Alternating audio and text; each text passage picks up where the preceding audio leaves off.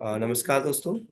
Once again, welcome to each one of you in this CASA Monday Manthan series. And today's important topic is presumptive taxation for individuals, and which return to be used, and how to file the return. Regarding that we will discuss. And our team member and his expert CS Sachin Sanaji with us. Sachin ji, welcome to you at your own Team CASA platform. Thank you, Sumit ji. Members are joining and I think अभी कुछ कम participation है, लेकिन शाम तक recording काफी लोग view करेंगे क्योंकि ये टॉपिक इम्पोर्टेंट है. तो हम चाहते हैं कि एक बढ़िया सेशन आज कवर हो, जहाँ पर मेंबर्स अभी जो प्रैक्टिकली फेस कर रहे हैं आईटीआर से रिलेटेड इश्यूज वो डिस्कस हो. And welcome to each participant जिनके माध्यम से हम ये प्रोग्राम कंटिन्यूसली ऑर्गेनाइज करा रहे हैं. एंड अपार्ट फ्रॉम दिस, कोई सजेशन हो मेंबर्स का या कोई और टॉपिक पर रिगार्डिंग दिस आईटीआर फाइलिंग, हम नेक्स्ट टॉपिक में वी कैन कवर. और इसके अलावा other suggestions are also welcome. About Sachin ji fellow professionals and having more than 17-18 years of experience in the field of income tax especially, and I think he has delivered many hundred programs in the entire country with the various study cycle chapters, regions, ICI, and he has given the inputs in the tax audit manual ICI. So he's having vast experience, and today definitely it's going a good interactive discussion. So over to you, Sachin ji, for your deliberation. Over to you. Thank you so much, Sumit ji, for giving me this opportunity once again at our very own CASA. So CASA में जब भी बोलने आता हूँ तो लगता है कि चलो हम लोग अपना इन हाउस डिस्कशन कर रहे हैं, और जितने भी मेंबर्स हैं मुझे ऐसा लगता है कि ये सब भी ऐसा नहीं सोचते कि कुछ वेबिनार या सेमिनार हम अटेंड करें. इट्स लाइक डिस्कशन, क्योंकि अभी जिस चीज पे हम लोग खड़े हैं, आज 15 जुलाई ऑलरेडी हो गया है, सब लोग रिटर्न फाइल कर रहे हैं, और यहाँ पे डिस्कशन होना बहुत जरूरी है कि क्या कोई ऐसा चीज जो हम लोग से मिस कर रहे हैं फाइलिंग करने में. तो जो जो चैलेंजेस हम लोगों ने एनालाइज किया अभी तक in respect of 44 AD 44 ADA. So for जिनका 44 AD और 44 ADA में रिटर्न फाइलिंग ड्यू होता है, रिटर्न फाइलिंग होता है, उनके लिए ड्यू डेट है 31 जुलाई. आवाज आ रही है सर? मैंने भी पैसे दिए थे, तुम मत दियो. होगी वेलकम. सचिन जी, आवाज आ रही है? आई थिंक कुछ लोगों के म्यूट अनम्यूट हो रहे हैं. मैं एक बार लॉक कर रहा हूँ मीटिंग को ना. हाँ प्लीज सर, प्लीज. ठीक है, राइट नाउ. ठीक है. सो जो सबसे इंपॉर्टेंट डिटर्मिनेशन है कि क्या मेरे एसएससी का रिटर्न फाइलिंग डेट 31 जुलाई है या इसके बाद भी 30 सितंबर तक भी हो सकता है. तो 30 सितंबर जो है वो ऑडिट के केसेस में एप्लीकेबल होता है. 31 अक्टूबर रिटर्न फाइलिंग डेट होती है. इसका मतलब ये हुआ कि जिनका 44 AD या 44 ADA में फॉल करता है उनके लिए 31 July is the last date. जिनका लास्ट ईयर ऑडिट हुआ है उनका क्या इस साल ऑडिट एप्लीकेबल होगा? अगर किन्हीं का लास्ट ईयर 44 AD में नहीं हुआ है, क्या उनका इस साल 44 AD ले सकते हैं? ये बहुत सारा क्वेश्चन आता है और बहुत सारा सिचुएशन जो हम लोग एनालाइज करेंगे. 4-5 क्वेश्चन मैं आपके सामने रखता हूं और उसके बाद फिर इसको एनालाइज करेंगे एक एक करके. सो जो पहला क्वेश्चन मैं आप लोग सामने रखना चाहता हूं वो ये है कि एसएससी ने पिछले साल रिटर्न फाइल किया था बट उसने 44 AD नहीं लिया क्योंकि उसका कमीशन इनकम था. जैसा आप लोग जानते हैं सर, कमीशन इनकम के केस में अगर आपका कमीशन इनकम है तो आप 44 AD से बाहर हो जाते हैं. तो उसने 44 AD नहीं लिया, हालांकि उसका टर्नओवर विद इन 2 करोड़ के लिमिट में था. इस साल में उसका कमीशन इनकम नहीं है और टर्नओवर भी 2 करोड़ से कम है. तो ये क्वेश्चन आया कि क्या इस साल मैं 44 AD ले सकता हूँ? क्योंकि अगर मैं 44 AD लूंगा तो रिटर्न फाइलिंग का डेट 31 जुलाई है. सो ये एक सिचुएशन जो हम लोग के सामने आया. दूसरा सिचुएशन में और रेस करता हूँ कि कोई इंडिविजुअल है जिसका टर्नओवर 1.5 करोड़ का है. तो उसका ये क्वेश्चन था कि क्या मुझे भी टीडीएस का कंप्लायंस करना पड़ेगा, क्या मुझे भी 40A3 का कंप्लायंस करना पड़ेगा. तीसरा, अगर कोई पार्टनरशिप फर्म है तो क्या 40B का कंप्लायंस भी उनको टेस्ट करना है, 40B का जो लिमिट दिया है वो भी टेस्ट करना है। अगर मेरा टर्नओवर 2 करोड़ या उससे कम है, मैं 44AD ले रहा हूँ अपने अपने फर्म के लिए, और पार्टनर को 60 लाख का रिम्यूनरेशन मिल रहा है, तो क्या पार्टनर भी अपने रिम्यूनरेशन के ऊपर 44AD लगा सकता है? अगर 40B में उसका टेस्ट सेटिस्फाई होता है, इसका मतलब जो उसको रिम्यूनरेशन मिला है 40B के अंदर आता है, तो क्या वो 44AD में जाके अगेन अपना प्रिजम्पटिव टैक्सेशन ले सकता है? या अगर कोई ऐसा क्वांटम है जो 40B से बाहर हो जाता है, तो क्या उसके ऊपर मैं ले सकता हूँ? एक और क्वेश्चन आया कि मेरा 44ADA है और मैं 50% डिक्लेयर करना पड़ता है as per the provision of law, जो कि अगर मैं चार्टर्ड अकाउंटेंट फर्म्स की ही बात करूं तो आज की डेट में सर 50% इज टू लो। इसका मतलब 50% से हमारा कॉस्टिंग एक्चुअली में उससे ज्यादा है, चाहे वो आप सॉफ्टवेयर का कॉस्ट को एनालाइज कीजिए या स्टाफ को, वो स्टाफ जो उसको मेंटेन कर रहा है, सिस्टम का डिप्रिसिएशन है, और ऐसे बहुत सारे कॉस्ट हैं जो आपको मेंटेन करने पड़ते हैं, और उनके कारण आपका जो कॉस्ट है वो ज्यादा आता है। सो 50% आज की डेट में ये कहना विच इज एक्चुअली डेट्रीमेंटल। तो क्या मैं कम प्रॉफिट डिक्लेयर कर सकता हूँ? अगर मैं कम प्रॉफिट डिक्लेयर करता हूँ तो 44ADA से मैं बाहर हो जाता हूँ और मुझे टैक्स ऑडिट कराना पड़ेगा। सो ऐसा बहुत सारा सिचुएशन आएगा जो हम लोग अभी डिस्कस करेंगे, बट उसके पहले मैं थोड़ा बैकग्राउंड दे देता हूँ सेक्शन का 44AD और 44ADA का, और उसके बाद हम लोग अ, जो पॉइंट्स हैं वो डिस्कस करते जाएंगे साथ साथ में, और लास्ट के 15-20 मिनट में जो भी क्वेरी होगी हम लोग उसको ले सकते हैं। सो आपके जो भी क्वेरी है अगर आप उसको नोट करते जाएंगे तो हम लोग साथ साथ में, अगर आप साथ में रेज करना चाहते हैं तो रेज कर सकते हैं, बट थोड़ा उससे क्या होगा, टाइम एक्स्ट्रा चला जाएगा। सो सेक्शन 44AD, पहला क्वेश्चन आएगा क्या ये ऑप्शनल सेक्शन है या कंपलसरी सेक्शन है? क्योंकि जो इसका लैंग्वेज है वो कैसे स्टार्ट होता है, 44AD clause 1, not standing anything to the contrary contained in section 28 to 43C। तो इसका मतलब ये ओवरराइडिंग इफेक्ट है इसका 28 टू 43C। लेकिन जो लैंग्वेज लिखा है not standing anything to contrary content है, इसका मतलब जो अगर जैसे 40A IA का जो डिसअलावेंस है क्या वो सस्टेन करेगा, 40A3 वो सस्टेन करेगा? So technically yes, 40A IA, 43B, 40A2A का जितना भी प्रोविजन है, 43A, ये सब सस्टेन करेगा। इसका मतलब जो वहां पे बोला गया है दैट विल रिमेन देयर, उसके बाद इसके ओवरराइडिंग इफेक्ट है। क्योंकि सेक्शन कैसे लैंग्वेज दे रहा है, not standing anything to the contrary content in section 28 to 43C, इसका मतलब जो वहां पे बोला है वो कंप्लायंस सस्टेन करेगा।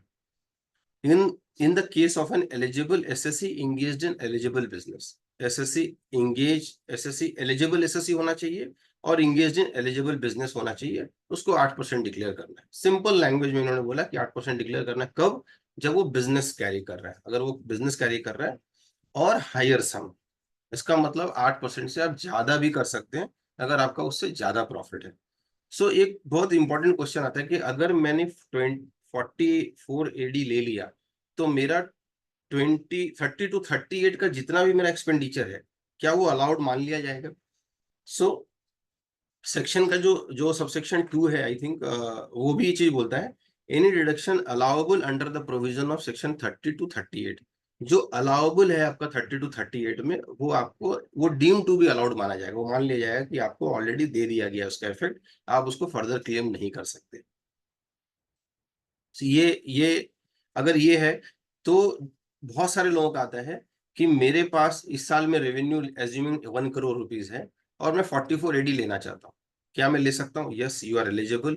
एलिजिबल एसएससी के डेफिनेशन में क्या फॉल करते हैं? तो आप कहते हैं यस मैं एलिजिबल एसएससी के डेफिनेशन में फॉल करता हूँ क्योंकि मैं इंडिविजुअल HUF या पार्टनरशिप फर्म हूँ अदर देन LLP। और क्या आप एलिजिबल बिजनेस कैरी करते हैं? तो आपने बोला यस मैं एलिजिबल बिजनेस कैरी करता हूँ और मेरा टर्नओवर भी लेस देन 2 करोड़ है, तो मैं एलिजिबल हूँ 44AD लेने के लिए। लेकिन ओपनिंग में बैंक बैलेंस उसका 10 लाख था, क्लोजिंग में बैंक बैलेंस उसका 70 लाख है, उसने कोई पेमेंट, जितने भी उसके पास पेमेंट्स हैं सब बैंक में है, इसका मतलब उसका जो एक्चुअल प्रॉफिट है दैट इज मोर देन 8%। तो क्या वो 8% डिक्लेयर कर सकता है?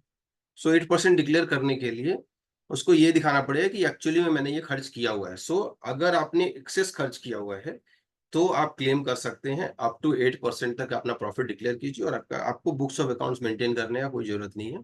आप ये कह सकते हैं कि जो 44A डबल ए में जो दिया हुआ है वो दैट इज, उसमें ये एक्सेप्शन है कि अगर मैं इस 44AD ले रहा हूँ तो मुझे वो मेंटेन करने का जरूरत नहीं है। लेकिन अगर आपका प्रॉफिट ज्यादा है, सो बैंक स्टेटमेंट अगर आपके पास है, और बैंक स्टेटमेंट से डिपार्टमेंट ये निकाल के लाता है कि आपका तो सरप्लस आपके अकाउंट में इससे ज्यादा पड़ा हुआ है, तो इसको प्रॉफिट क्यों नहीं मान लिया जाए, तो आपको जस्टिफाई करना पड़ेगा कि मेरा प्रॉफिट एक्चुअली में इससे कम है, तो सरप्लस का जो भी सोर्स है, जो भी बैंक बैलेंस का जो सोर्स है, आपको एक्सप्लेन करना पड़ेगा। सो इसका मतलब ये हुआ कि एक और क्वेश्चन आया है कि 44AD में अगर मैं रिटर्न फाइल करता हूँ, 44AD है या कोई भी प्रिजम्पटिव टैक्सेशन लेता हूँ, तो क्या मैं स्क्रूटनी होगा कि नहीं होगा? तो जनरली फीलिंग ये है कि अगर 44AD, ADA या 44AE लेते हैं तो स्क्रूटनी नहीं होता। हालांकि ऐसा लॉ में कहीं नहीं लिखा हुआ है। इसका मतलब they are always subject to scrutiny. हम ये कह सकते हैं कि चूंकि उनमें क्वांटम छोटे होते हैं तो डिपार्टमेंट का इतना टाइम नहीं होता कि छोटे क्वांटम के ऊपर फोकस किया जाए। लेकिन अगर आपका बैंक ट्रांजैक्शन बैंक में कोई ऐसा ट्रांजैक्शन है जो ट्रिगर कर रहा है स्क्रूटनी के क्लॉज के जो पॉइंट्स हैं, तो इसका मतलब आपका ऑलवेज सब्जेक्ट टू स्क्रूटनी है और डिपार्टमेंट आपको नोटिस कर सकता है। सो 8% या 92% का जो एक्सपेंडिचर, मैं अभी 8% इसलिए बोल रहा हूँ, मैं 6% और 8% में कंफ्यूज नहीं कराना चाहता, बट जब भी मैं 8% बोलूंगा वो 6% भी आप साथ में काउंट कर सकते हैं अगर आपका बैंकिंग ट्रांजेक्शन के थ्रू रिसिप्ट हुआ है। सो 8%, इसका मतलब 92% आपने एक्सपेंस कर दिया है। अगर आपने 92% से ज्यादा एक्सपेंस किया है तो आप कहते हैं मेरे पास इतना हिसाब किताब मेंटेन करने का ना तो टाइम है और ना ही रिसोर्स है, मेरे पास टर्नओवर का डिटेल है, आप इसका परसेंटेज निकाल लीजिए, मेरे को इतना प्रॉफिट मिल जाएगा, तो ठीक है, आप दैट कैन बी डन। तो आज के डेट में अगर आप बोलें तो उस केस में GST से टर्नओवर का डिटेल लिया जा सकता है। सो अगर आप रिटर्न फाइल कर रहे हैं तो आपको ये भी देखना है कि मेरा GST से मेरा टर्नओवर मैच कर रहा है कि नहीं कर रहा है। बिजनेस की अगर हम बात करें, क्योंकि इसमें ये भी लिखा हुआ है कि कैरिंग ऑन बिजनेस, सो अगर वो पर्सन बिजनेस कैरी कर रहा है, सो समझिए कोई कोई HR, कोई कोई शेफ कंसल्टेंट है, कोई कुकिंग का कंसल्टेंट है, या कोई कोई सर्विस प्रोवाइडर है। So whether the service provider is also carrying on business, मान लीजिए कोई ट्रेवल एजेंट का कर रहा है, ट्रेवल एजेंट है, that is also he is also carrying on business. और अगर वो प्रिंसिपल टू प्रिंसिपल बेसिस पे कर रहा है, it means he is not a commission agent, और अगर वो कमीशन एजेंट नहीं है तो उसका इनकम भी इसमें लाया जा सकता है। सो 44AD उसके लिए भी अवेलेबल होगा। सो दैट ये इसमें जो एक्सक्लूजन दिया हुआ है वो सिर्फ 44 उनके लिए जो कमीशन में डील कर रहे हैं, जिनका कमीशन इनकम है। अगर part of the commission income भी है तो भी वो कवर्ड है। दूसरा एक आता है कि अगर मैं शेयर ट्रेडिंग कर रहा हूं तो क्या मैं 44AD ले सकता हूँ? It is also business, it is also business, आप 44AD ले सकते हैं। लेकिन उस केस में क्या होता है, आपके पास एक बुक्स होता है जो आपका स्टेटमेंट में, प्रॉफिट एंड लॉस स्टेटमेंट आपको मिलता है, और आपको पता होता है कि मेरा प्रॉफिट इसमें इतना परसेंट है। और अगर आपको पता है, देन इट मीन्स आपके पास कुछ ना कुछ बेस है जो ये बता रहा है कि मेरा प्रॉफिट कितना है। इस केस में इस केस में आपको 44AD लेना मेरे ख्याल से नुकसानदायक होगा, क्योंकि 8% से आपका कम प्रॉफिट है अगर, तो और अगर ज्यादा है तो आपको ज्यादा डिक्लेयर करना पड़ेगा, क्योंकि ऑलरेडी आपके पास मेंटेन्ड है कि मेरा कितना परसेंट का प्रॉफिट हुआ है।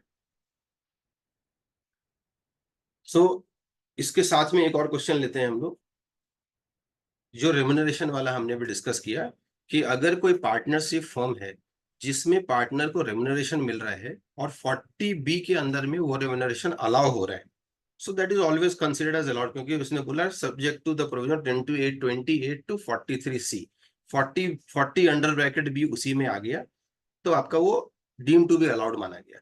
लेकिन क्या मुझे उसका टेस्ट करना पड़ेगा? 40B का टेस्ट सेपरेटली करना पड़ेगा? यस, 40B का टेस्ट सेपरेटली करना पड़ेगा, क्योंकि वहां पे लिखा हुआ है not standing anything contrary content. इसका मतलब जो जहां पे लिमिट प्रेस्क्राइब्ड है यहाँ पे, या जहां पे कोई कंडीशन प्रेस्क्राइब्ड है, दैट कंडीशन और that limit has to be satisfied. जैसे 40AIA की बात करते हैं, आपका TDS काटना है, आपने TDS नहीं काटा, तो आप बोलेंगे ये तो 28 टू 43C में ऑलरेडी ओवरराइड कर रहा है।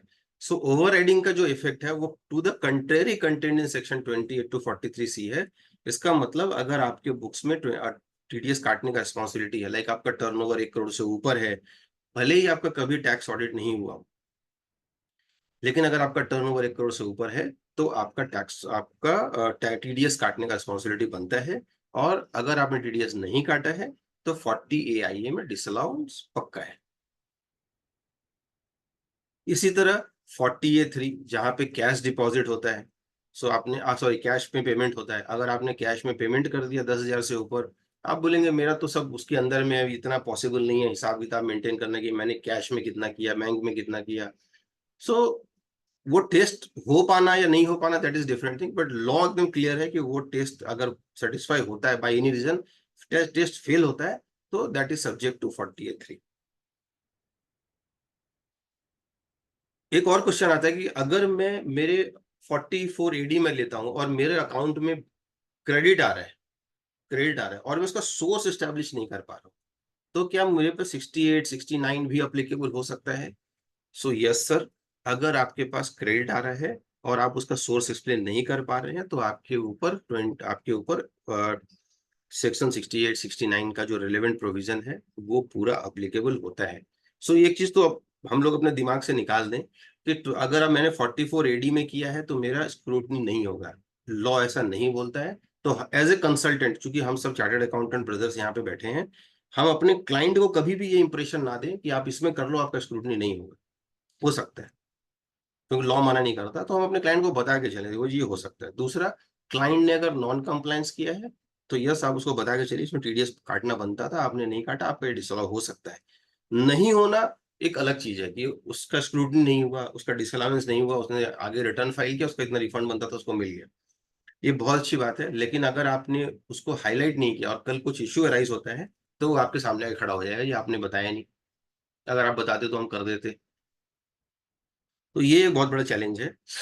इसके साथ में जो 44AD में जो अमेंडमेंट हुआ है इस साल के लिए, वो भी रिलेवेंट अमेंडमेंट है, क्योंकि इसमें, और वो फाइनेंस एक्ट 2023 से हुआ जो इफेक्टिव है 1/4/2024 से, जिसमें ये बोला कि मेरा टर्नओवर अगर मैं 2 करोड़ से बढ़ाकर 3 करोड़ कर देंगे, अगर अगर मेरा रिसीविंग मेरा रिसीविंग कैश में 5% से कम है, तो ये 2 करोड़ का लिमिट को 3 करोड़ कर देंगे। इसका मतलब आज के डेट में अगर आप देखें, मोस्टली जो जो भी बिजनेस पर्सन है, उनके पास बैंकिंग चैनल से पैसा आता है, या यूपीआई से आता है, या बैंक ट्रांजेक्शन से आता है, डायरेक्ट बैंक ट्रांजेक्शन से आता है, बट मोस्टली ऑनलाइन पेमेंट उसके पास आती है या चेक पेमेंट आता है। तो आप ये कह सकते हैं कि 95% या उससे ज्यादा उसका रिसीविंग जो है वो बैंकिंग चैनल के थ्रू है, तो वो 3 करोड़ तक का लिमिट को अवेल कर सकता है। लेकिन कंडीशन यही आएगा कि अगर वो 3 करोड़ का लिमिट को अवेल करने जाता है तो उसके पास 20, अगर 8% के रेट से, सॉरी 6% के रेट से आप डिक्लेयर करते हैं, क्योंकि मैक्सिमम मिनिमम 6% है, 6% के रेट से अगर आप डिक्लेयर करते हैं तो 18 लाख या उससे ज्यादा का प्रॉफिट बनता है। इसका मतलब ये हुआ कि 2 करोड़ 82 लाख रुपए से ऊपर उसने खर्चा किया होगा इस साल में, या प्रोविजन किया होगा कि मैं आगे खर्च करूंगा, तभी ये अलाउ होगा, अदरवाइज अलाउ नहीं होगा। सो बहुत सारे ऐसे भी फाइनेंशियल स्टेटमेंट हम लोगों ने देखे हैं, और डिस्कशन भी हुआ है चार्टर्ड अकाउंटेंट हमारे ग्रुप्स में भी, कि टर्नओवर है तो 4480 दिखा दो। सर ये जरूर चेक कीजिए कि उसका बैंक स्टेटमेंट में कितना बैलेंस पड़ा है और वो पिछले साल से कितना ग्रो किया है। चलिए छोड़िए बैंक स्टेटमेंट को, क्या उसने कोई एसेट ऐड किया है, पता चला इस साल उसने 2 गाड़ी खरीद ली, 20-20 लाख की हो गया, 40 लाख का तो गाड़ी ही खरीदा हुआ विदाउट एनी लोन, या कुछ कैपिटल एसेट क्रिएट कर दिया है, कुछ इन्वेस्टमेंट कर दिया है, बैंक से बैलेंस तो कम हो गया लेकिन उसने इन्वेस्टमेंट कर दिया, तो इसका मतलब खर्चा नहीं हुआ। खर्चा होगा तभी तो अलाउ होगा, खर्चा होना चाहिए। तो इस 44AD अप्लाई करने के लिए ये बहुत इंपॉर्टेंट है। सो आपका जो भी क्लाइंट है, अब जिनके ऊपर आपको लगता है कि यार इनका तो टैक्स ऑडिट होगा, सो 2-3 चीज आपके पास है। पहला, 1 करोड़ से अगर ऊपर है, 1 करोड़ से ऊपर है, 2 करोड़ से कम है, तो आप उनको बोल सकते हैं 44AD के लिए एलिजिबल हो, आप अभी आ जाओ, हम आपका अभी कर देंगे, लेकिन ये टेस्ट है। दूसरा, आप 3 करोड़ 1 करोड़ से 3 करोड़ के बीच में है तो भी आप अभी आ सकते हो, हम कर देंगे, उसके लिए ये सर्टेन टेस्ट है जो भी हमने डिस्कस किया। 1 करोड़ से नीचे है तो आप एनीवे एलिजिबल हो ही। अगर 1 करोड़ से ऊपर है और आपका बैंकिंग ट्रांजैक्शन जो 5% या उससे कम है, और आपका इन केस ऑफ परचेज और सेल, जो 44A(B) का जो एडिशनल क्लॉज दिया है, ए में जो एडिशनल क्लॉज दिया हुआ है कि आपका सेल जो जो रिसीविंग है वो 5% से ऊपर कैश में नहीं है, और जो परचेज है, एक्सपेंसेस है, वो भी 5% से ऊपर कैश में नहीं है, तो आपके लिए जो ये 1 करोड़ का लिमिट है वो 10 करोड़ का हो जाएगा। अगर वो नहीं है, अगर वो नहीं है तो इसका मतलब 1 करोड़ के ऊपर ही टैक्स रेट एप्लीकेबल हो जाएगा। सो आपको ये भी देखना है कि कहीं ऐसा तो नहीं है कि जो टर्नओवर वो लेके आ रहा है उसके ऊपर टैक्स, तो इसका मतलब आपको एक एनालिसिस आज की डेट में करना पड़ेगा कि उसका कैश कंपोनेंट कितना है। अब आपको क्लाइंट कितना सपोर्ट करेगा ये इन्फॉर्मेशन देने के लिए, that is purely up to you, क्योंकि क्लाइंट का सपोर्ट हम लोगों ने भी नोटिस किया है बहुत कम होता है। वो सिर्फ आपको बैंक स्टेटमेंट दे देगा, जीएसटी शायद आप ही कर रहे होंगे इसका, तो आप जीएसटी का डेटा ले सकते हैं, इसके अलावा उसके पास कुछ नहीं होगा देने के लिए। और वो कैश का कंपोनेंट तो आई डाउट कि वो बता पाएगा, तो आपको डिफरेंस निकालना पड़ेगा कि बैंक में इतना क्रेडिट आया है और अगर टर्नओवर इतना है तो डिफरेंस जो है वही कैश है, वही उसका कैश का कंपोनेंट है। अगर आप ही खुद जीएसटी कर रहे हैं और पहले से उसका तो बिल्स आपके पास होंगे पड़े हुए, तो आप उससे भी एनालाइज कर सकते हैं।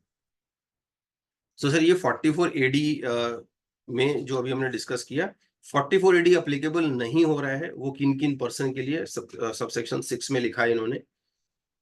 अ person carrying on profession as referred to in section 44AA। 44AA में जो प्रोफेशन कैरी कर रहे हैं उनके लिए ये सेक्शन अप्लीकेबल नहीं है। ध्यान रखिएगा सर, अगर ये पर्सन लिखा है, इनकम की बात नहीं कर रहा है, इसका मतलब अगर मैं एज ए पर्सन बिजनेस भी कैरी कर रहा हूं और मैं प्रोफेशन भी कैरी कर रहा हूं, तो मैं पूरा एज ए पर्सन में बाहर हो गया उस सेक्शन से, ना कि मेरा इनकम जो प्रोफेशनल रिसिप्ट है वो 44AD में जाएगा और जो बिजनेस रिसिप्ट है वो 44AD में जाएगा, ऐसा नहीं है। मैं पूरा as a person as a whole में उस कैटेगरी से बाहर हो गया। अब मैं दूसरे कैटेगरी में जाकर टेस्ट करूंगा अपने आप को। A person earning income in the nature of commissional brokerage, अगर आपके कमीशन या ब्रोकरेज का इनकम है तो आप इस कैटेगरी में फॉल नहीं कर सकते, एज ए पर्सन आप बाहर हो गए। और अ person carrying on any agency business, अगर एजेंसी में कर रहे हैं, इसका मतलब प्रिंसिपल टू प्रिंसिपल में नहीं कर रहे हैं, तो आपका ये सेक्शन से आप बाहर हो जाएंगे। एलिजिबल एसएससी में इन्होंने बोला individual HUF partnership firm other than LLP, और ये सिर्फ और सिर्फ रेसिडेंट्स के ऊपर अप्लाई होता है। अगर कोई नॉन रेसिडेंट है तो 44AD नहीं ले सकता है। सो ब्रीफली हमने 44AD के क्लॉज को डिस्कस किया। सिमिलरली 44ADA में अगर आप देखें तो स्टार्टिंग प्रोविजन जो है वो सेम है, not standing anything contained in section 28 to 43C। सो जो चेंज है वो बहुत इंपॉर्टेंट है कि 44AD बोलता है not standing anything contrary contained in section 28 to 43C, जबकि 44ADA बोलता है not standing anything contained in section 28 to 43C। अब अगर कोई सीए फर्म है जो पार्ट जिसका टर्नओवर 1 करोड़ से ऊपर है, सॉरी 50 लाख से नीचे है, ये सिर्फ 50 लाख से नीचे वाले के ऊपर अप्लाई करेगा, और तो उनके टीडीएस काटने की जिम्मेदारी वैसे नहीं बनती, क्योंकि 40AI क्योंकि अगर कोई भी टीडीएस का सेक्शन देखेंगे तो उसमें ये बोला हुआ है कि अगर आपका टर्नओवर 1 करोड़ से एक्सीड करता है, अगर आप बिजनेस कैरी कर रहे हैं और अगर प्रोफेशन कैरी कर रहे हैं तो आपका 50 लाख से ऊपर एक्सीड करता है, तभी आपके ऊपर ये जिम्मेदारी बनेगी, अदरवाइज आपके ऊपर ये जिम्मेदारी नहीं है। तो ये सेक्शन भी 50 लाख का लिमिट लेके आता है, लेकिन जो अभी लिमिट उन्होंने बढ़ाया है 75 लाख कर दिया, कोरिस्पॉन्डिंग प्रोविजन जैसे कि आपका रिसिट्स चेक के थ्रू है, तो उस केस में इन्होंने बोला कि आपका हम ये सब जो 50 लाख है इसको हम 75 लाख कर देंगे। अगर ये 75 लाख करते हैं और एज्यूमिंग कि मेरा 60 लाख का टर्नओवर है, मैं पार्टनरशिप और सीए है, पार्टनरशिप फर्म में 60 लाख का टर्नओवर है और मैंने टीडीएस नहीं काटा, 50 लाख से ऊपर में टीडीएस काटना चाहिए था, मान लीजिए मैंने 194J में किसी को पेमेंट ही किया है और मैं टीडीएस नहीं काटा, अगर मैं टीडीएस नहीं काटा तो क्या मेरा डिसअलाउ हो सकता है?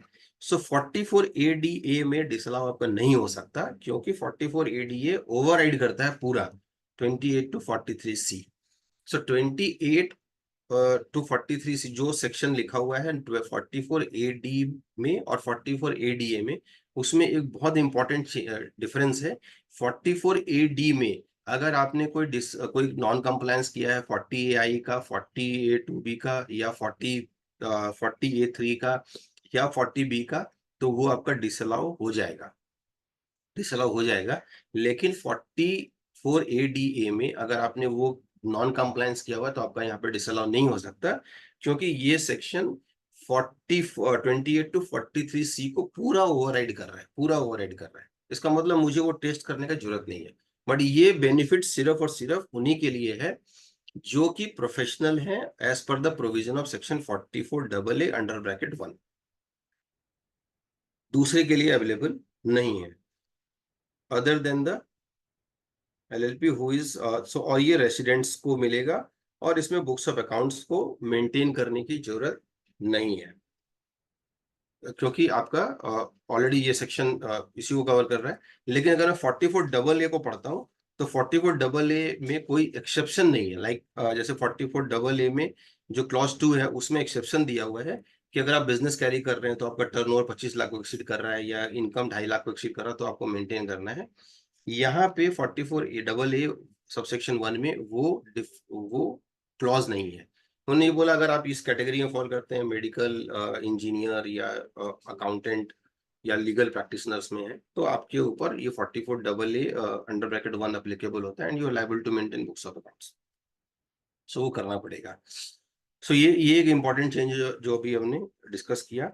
और जो लैंग्वेज लिखा है, जो अमेंडमेंट हुआ है इस सेक्शन में, वो भी बहुत इंपॉर्टेंट है। That in the case of an SSC where the amount or aggregate of the amount received during the previous year in cash does not exceed the 5% of the total gross receipt of such previous year, this subsection shall have the effect of its word 50 lakh rupees. The word 75 lakh had to be substituted. So वो 50 लाख से बढ़ के 75 लाख हो जाएगा। But challenge एक ही आता है कि 50% का प्रॉफिट डिक्लेयर करना पड़ेगा, जो कि बहुत बड़ा है। आज मान लीजिए मेरा कोई क्लाइंट का 60 लाख का टर्नओवर होता है और सारा बैंक से मान लेते हैं, तो मैं उसको ये बेनिफिट दे सकता हूँ, एज्यूमिंग कि वो प्रोफेशनल है, डॉक्टर साहब है, तो बेनिफिट दे सकता हूँ। लेकिन 50% का प्रॉफिट उनको डिक्लेयर करना पड़ेगा। अब चैलेंज क्या होती है कि आज की डेट में सर अगर CA फॉर्म का ही एग्जांपल लें, जितने सारे कॉस्ट हैं, चाहे वो सॉफ्टवेयर का कॉस्ट हो या उसके ऑफिस एडमिनिस्ट्रेशन का कॉस्ट हो, रेंट है, इंफ्रास्ट्रक्चर है, इंटरनेट, इलेक्ट्रिसिटी, टेलीफोन, सारा कुछ आपको मेंटेन करना है। और अगर ये सब चीज करते हैं तो 35-40% तक जाके प्रॉफिट कहीं ना कहीं रुक जाता है। अगर ये सिचुएशन होता है तो या तो आप उस डेल्टा जो 10% उसको अपने पॉकेट से बेयर कीजिए, चलो ठीक है करो, मेंटेन करने का जरूरत नहीं है, या मेंटेन करिए और अपना अकाउंट्स को ऑडिट कराइए हर साल। अगर अकाउंट्स ऑडिट कराएं then prepare all the complete books of accounts और सारा कुछ करके आपको मेंटेन करना पड़ेगा। तो ये चैलेंज है। अभी आप लोगों ने देखा होगा परसों के टाइम्स ऑफ इंडिया में भी आया था कि चैम्बर ऑफ टैक्स कंसल्टेंट्स ने रिप्रेजेंटेशन दिया है CBDT को कि ये जो 50% का थ्रेशोल्ड है इसको घटा के 25% कर दिया जाए, क्योंकि प्रॉफिट 50% निकालना इज अ बिगेस्ट चैलेंज, वो नहीं होता है और अल्टीमेटली SSC इस सेक्शन से बाहर हो जाता है। सो इस सेक्शन को अगर पर्पसफुल या मीनिंगफुल बनाना है तो आपको वो जो 50% का जो थ्रेशोल्ड है उसको नीचे लाके 25%, 30 समवेयर जो भी आपको रीजनेबल लगता है, but it should be less than 50। It can not be 50। जो हमारा एक्सपीरियंस है सर, हो सकता है कि अगर कोई इंडिविजुअल प्रैक्टिशनर है जो अपने इन हाउस प्रैक्टिस कर रहे हैं, उनका सारा कुछ वन मैन शो है, तो कह सकते हैं कि जो भी मेरा रिसीट हो रहा है वही मेरा प्रॉफिट है, then why not to go with this. क्योंकि इसमें जो लैंग्वेज दिया हुआ है that is also very important, assume equal to 50%। So applicability किसके ऊपर, is engaged in the profession and whose total gross receipt do not exceed 50 lakh rupees in the previous year, a sum equal to 50% of the total gross receipt of the SSC in the previous year account। ये आपको करना है। और उसके बाद फिर clause 4 में उन्होंने लिखा not sending anything content in the following provision this section, an SSC who claims that his profit and gain from the profession are lower than the profit and gain specified in subsection 1 and whose total exceeds maximum amount, तो उस case में उनको अपना books of accounts का audit कराना पड़ेगा। तो simple provision है 44AD 44ADA में। 44AD में थोड़ा कॉम्प्लिकेशन इसलिए आता है क्योंकि अगर आपने पहले ऑडिट कराया है, पिछले साल में आपका ऑडिट हुआ है because of the percentage of profit, तो इस साल में आपका रिस्पेक्टिव ऑफ टर्नओवर आपका ऑडिट होगा, जो कि 44AD क्लॉज 4 बोलता है। तो उस सिचुएशन में आपका 44AB एप्लीकेबल हो जाता है और आप इससे बाहर हो जाते हैं। लेकिन अगर मैं एज ए कंसल्टेंट देखूं, as a chartered accountant, as a professional हम लोग इसको देखें, तो हमारा एक्सरसाइज कितना बढ़ गया। पहले क्लाइंट से डिटेल मंगवाइए अभी, और उसको टेस्ट कीजिए कि वो उसने वो 31st जो उसने 5% वाला क्राइटेरिया को सेटिस्फाई किया है कि नहीं, क्या उसका टर्नओवर इससे ऊपर है लेकिन वही बेनिफिट ले सकता है कि नहीं। अगर ये सब चीज आपका टेस्ट सेटिस्फाई हो जाता है तो आप उसको कह सकते हैं कि आप 44 एडी ले लीजिए, और एसएससी अगर एग्री करता है और सेटिस्फाई करता है अदर कंडीशन को तो आप उसको दे सकते हैं। अगर ये टेस्ट करने के बाद वो फेल हो जाता है तो आपका ये टेस्ट का आउटकम कमर्शियली आप कुछ नहीं निकाल सकते, क्योंकि आप इसके लिए क्लाइंट को नहीं कह सकते मैंने एक्सरसाइज किया ये बताने के लिए कि आपका एप्लीकेबल होगा कि नहीं होगा, तो आप मुझे आप इसका भी फीस लगेगा। बहुत सारे चार्टर्ड अकाउंटेंट या एज ए कंसल्टेंट नहीं करते हैं कि ये डिटरमिन करना कि ये एप्लीकेबल होगा या नहीं होगा। सो मैं हम हर बार सेमिनार में या वेबिनार में जरूर बोलता हूँ, so it is like a sir blood test जैसे कराने जाते हैं। सो आपका पॉजिटिव आए या निगेटिव आए यू हैव टू पे चार्ज। सो सिमिलरली भाई आपका टेस्ट हम कर रहे हैं, अगर आपका अप्लीकेबल होता है तो अभी काम होगा, अप्लीकेबल नहीं होता तो बाद में होगा, लेकिन ऐसा नहीं है कि इस टेस्ट का पर्पस नहीं है। सो यू हैव टू पे charge for this also, but naturally हम लोग इतना इंक्लाइंड हो जाते हैं क्लाइंट से, इतना हमारा क्लोज रिलेशन हो जाता है कि हम वो कर नहीं पाते। सिमिलरली सर एक और प्रोविजन है 44AE, जो कि व्हीकल्स, हेवी व्हीकल्स के लिए कवर करता है। इसमें थ्रेशोल्ड सिर्फ जो है वो नंबर ऑफ व्हीकल्स का है, एंड दैट इज 10 और लेस देन 10। ऑफ कोर्स उसके लिए आपको गाड़ी का आरसी लेके चेक करना पड़ेगा, लेकिन इसमें टर्नओवर का कोई लिमिट नहीं है। So it may go beyond 1 crore also. So आपको जो अगर आपने टेस्ट बेसिक कंडीशन को सेटिस्फाई कर दिया है बट टर्नओवर 1 करोड़ से ऊपर जा रहा है, तो आप कह सकते हैं कि तब भी आपको टैक्स ऑडिट कराने की जरूरत नहीं है। Till then you are satisfying the condition of 44AE।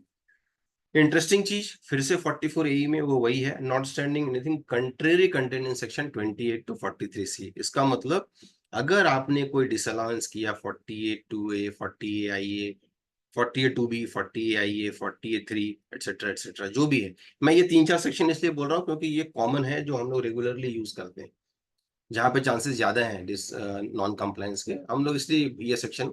लेकिन अगर और भी कोई सेक्शन अप्लाई होता है जहाँ पे उसका नॉन कंप्लायंस हो रहा है, तो यस वो नॉन कंप्लायंस का नुकसान उसको का कॉस्ट उसको बियर करना पड़ेगा। और उसके कारण मतलब हम ये प्ली नहीं ले सकते कि मैं तो मेरा तो बुक्स अकाउंट मेंटेन करने के लायबल ही नहीं हूँ, तो फिर मैं टैक्स टीडीएस भी रिटर्न जमा नहीं कराऊंगा, मैं कैश में मुझे कितना रिसीव, कैश में मैंने कितना खर्चा किया मुझे ये भी नहीं पता। सो ये एक्सक्यूज एक्सेप्टेबल नहीं होगा। अगर आप सिंपली ये चेक करना चाहें कि सब्जेक्ट टू स्क्रूटिनी है कि नहीं है, सर आप एक बार गूगल करके देखिए या एक बार आप टैक्समैन के साइट पर चेक करके देखिए, आपको बहुत सारा लिस्ट मिलेगा जो कि 44AD में केस फॉलो हुआ है और उसका स्क्रूटनी भी, और मैटर आगे आईटीटी तक भी गया है, हाई कोर्ट तक भी गया है। इसका मतलब कोई इम्यूनिटी नहीं है कि अगर मैंने ये कर लिया तो मैं इम्यून हो गया, ऐसा नहीं हो सकता। सो ये इंपॉर्टेंट है सर, क्लाइंट को हम लोग को बताना है एज ए प्रोफेशनल।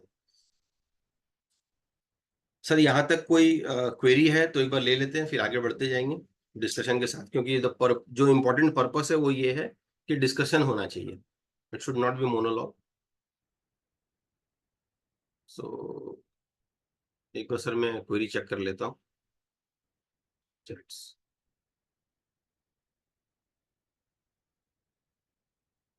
ओके, सो पहले तो लक्ष्मी सर ने लिखा है कि नॉट ऑडिबल, वो तो हो गया। काइंडली री एक्सप्लेन हाउ टू रिकनसाइल और review by bank statement whether it is greater than 8%। So sir जो भी रिसिप्ट्स है आपका, मैं इसका आपने ये 8% लिखा है, इसका मतलब 44AD को रेफर कर रहे हैं। जो भी आपका रिसिट है उसको आपको ये चेक करना है कि मेरा बैंक के थ्रू है कि नहीं है। अगर बैंक के थ्रू है तो आप कह सकते हैं कि मैं 6% का बेनिफिट आपको दूंगा, इसके अलावे आपको 8% का लगेगा। इसमें और एक चैलेंज आता है, जो कैश में जो आपका बियरर चेक मिला है, यानी कि अदर देन अकाउंट पे ही चेक है, that will be considered as cash. अब एज ए कंसल्टेंट आपके सामने क्लाइंट ने बैंक स्टेटमेंट रख दिया, आई डोंट नो कि इसको कैसे देखेंगे कि ये मेरा बेयरर चेक के थ्रू है या मेरा अकाउंट पे ही चेक के थ्रू है। सो ये एक चैलेंज रहता है। इसके अलावे एक और इम्पॉर्टेंट चीज होता है कि जो 6% वाला है, क्योंकि मान लीजिए मैंने इस साल में सेल तो कर दिया 1 करोड़ का, लेकिन पेमेंट मेरा सिर्फ 50 लाख ही आया है, तो मैं 50 लाख सारा बैंक से आया है, तो रिमेनिंग जो 50 लाख है उसका मैं क्या करूंगा, क्योंकि मुझे तो टर्नओवर का 8% काउंट या 6% काउंट करना है, तो मैं रिमेनिंग 50 लाख का कैसे करूंगा। उसके लिए भी प्रोविजन दिया गया है, वो ये कहता है कि आपको रिटर्न फाइलिंग डेट से पहले तक जितना भी रिसीविंग हुआ है आप उसको भी कंसिडर कर ली। रिसीविंग यानी कि जो प्रीवियस ईयर से रिलेटेड है, यानी कि आपने पहले उसको रिसीवेबल दिखाया था और अभी आप उसको रिसीव कर रहे हैं, तो आप उस केस में क्या सकते हैं कि मेरा जो बैंक के थ्रू है उसके ऊपर 6% जाएगा, अदरवाइज 8% जाएगा। एक और इसके साथ में जो चैलेंज आता है वो ये आता है, अगर मैं बुक्स ऑफ अकाउंट्स मेंटेन ही नहीं कर रहा हूँ तो मैं ये कैसे बनाऊंगा कि मेरा अक्रूवल बेसिस है या रिसिट बेसिस है। अगर मेरा रिसिट बेसिस है तो ये 6% 8% बाद में कितना आया ये तो चेक टेस्ट करने का पर्पस खत्म हो जाता है। अगर मैं मर्केंटाइल सिस्टम पे कर रहा हूँ इसका मतलब मैं अपना बुक्स ऑफ अकाउंट मेंटेन कर रहा हूँ, तो फिर मैं वैसे ही मेंटेन कर रहा हूँ, then I will be able to check कि मेरा एक्चुअली प्रॉफिट कितना है, कितना लॉस है, मैंने खर्चा कितना किया। Then if it is required go for tax audit. अगर आपको लगता है कि मैं उससे थ्रेशोल्ड्स को मीट नहीं कर पा रहा हूँ, गो फॉर टैक्स ऑडिट, आपने सब कुछ मेंटेन किया हुआ है, तो एक वो चैलेंज है इसके साथ में, बट आप इसको मीट आउट कर सकते हैं। So partner's salary whether required TDS or not. So Satya Prakash ji, partner's salary is a partner's remuneration is a business receipt, and in case of business receipt, TDS is not applicable. और section 192 भी इसको consider करता है कि in case of partnership form से वो remuneration मिलता है, so that will be not considered as salary per se for the and not falling under section 192. It means we need to prepare the books of accounts.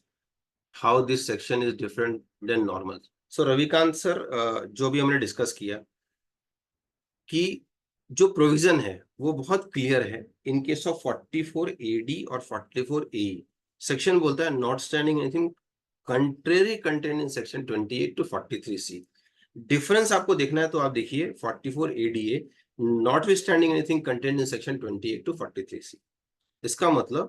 इसका मतलब अगर कोई provision जो already बोला गया इसका कंप्लायंस होना है तो that will supersede not say anything contrary content. So उसको आप कंट्रेरी वो प्रोविजन इसको कंट्रेरी प्रोविजन है that has to be satisfied first. So अगर वो करना है तो anyway you have to maintain, but वो कब अप्लीकेबल होगा, जब आपका अगर आप बिजनेस कैरी कर रहे हैं और आपका रिसिट 1 करोड़ से ऊपर का है तो आपको करना पड़ेगा। सो वही मैं हाईलाइट करना चाह रहा था कि आप टीडीएस का जितना भी सेक्शन को सर देखेंगे, पहले क्या होता था 2018 के पहले टीडीएस के सेक्शन में लिखा हुआ था अगर आपका टैक्स ऑडिट होता है तो आपको ये करना है।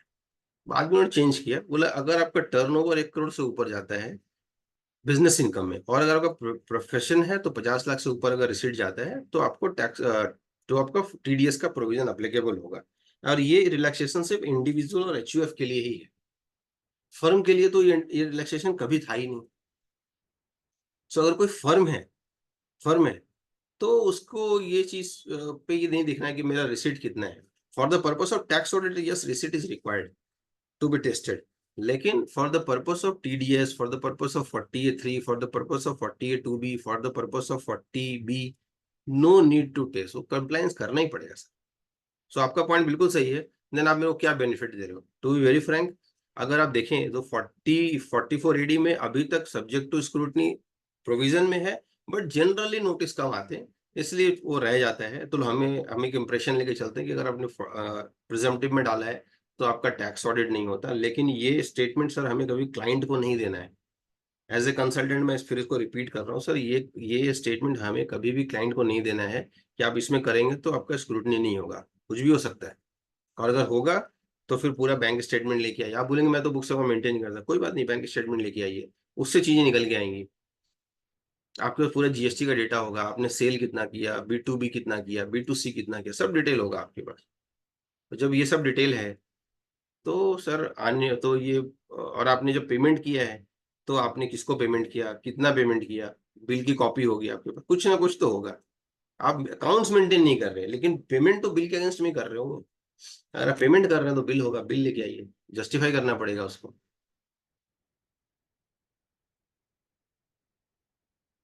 भूमि ने क्वेश्चन रेज किया है, if a person has business plus F and salary which ITR is to be filed. So अगर बिजनेस इनकम आपका आ जाता है, सो ऑफ कोर्स आपको ये देखना पड़ेगा, क्योंकि आपका आपका सैलरी भी है, बिजनेस इनकम भी है, और मैं और अदर सोर्सेज भी मान लेता हूँ। तो उस केस में आपके पास मेरे ख्याल से ITR 3 है जो इसको कवर करता है। ITR का नंबर आप एक बार चेक कर लीजिएगा, क्योंकि ITR 4 का बहुत लिमिटेड यूज है। जो 4S जिसको सुगम बोलते हैं वो बहुत लिमिटेड यूज है। ITR 3 ITR 4 का अप्लीकेबिलिटी चेक कर लीजिए एक बार। और आज के डेट में अभी हम लोग रिटर्न फाइल कर रहे हैं इंडिविजुअल्स का, सो AIS TIS आने के बाद से थोड़ा ये एटलीस्ट थोड़ा रिलैक्सेशन है कि हम क्लाइंट का इन्फॉर्मेशन उसके देने के पहले भी चेक कर सकते हैं। क्लाइंट ने जो इन्फॉर्मेशन दिया है, आप उस क्लाइंट से जरूर बात कीजिए कि आपका तो उससे ज्यादा का ट्रांजेक्शन यहाँ शो हो रहा है, क्योंकि 90% केसेस में हमने देखा है क्लाइंट बहुत सारे केसेस में ट्रेडिंग वेडिंग कर रहे होते हैं और वो यहाँ पे डिटेल नहीं देते। और वो ट्रेडिंग जब कर रहे होते हैं तो दैट इज, और वो ट्रेड कर रहे होते हैं प्रॉपरली, वो इन्वेस्टर नहीं है, वो ट्रेडर है। अगर वो ट्रेड कर रहे हैं तो उनके ऊपर भी टैक्सोइड का प्रोविजन एप्लीकेबल हो सकता है अगर उन्होंने टर्नओवर को एक्सीड किया है, और उस केस में टर्नओवर को कैलकुलेट करने का तरीका डिफरेंट है।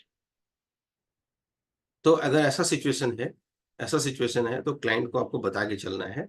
दूसरा, कई केसेस में जो सेंट्रल गवर्नमेंट एम्प्लॉय होते हैं, जहां उनके उनके एम्प्लॉयमेंट मैनुअल में होता है कि आप बिजनेस कैरी नहीं कर सकते, वो लोग भी ट्रेड कर रहे होते हैं। तो ये एक्सरसाइज बहुत बड़ा होता है। अगर मैं एज ए कंसल्टेंट मैं अपने आप को भी देखूं तो हमारे पास भी जो फाइलें आती हैं, पता चलता है उसमें बहुत सारे ट्रांजेक्शन किए हुए हैं और हर ट्रांजेक्शन को एक्सेल में आपको सॉफ्टवेयर में डालना होता है। तो ये नेचुरली आप अपना फीस को तो मार्कअप करेंगे ही करेंगे, बट क्लाइंट को आपको साथ में बता के चलना है कि दीज आर ऑल चैलेंज, और इसके कारण आप सैलरी से बाहर निकल के बिजनेस में चले जाते हैं, सो आपका कैटेगरी चेंज हो जाता है, तो आपका नंबर ऑफ ITR भी चेंज होगा। और नंबर ऑफ ITR अगर आपका चेंज होगा तो इन्फॉर्मेशन भी चेंज होगा।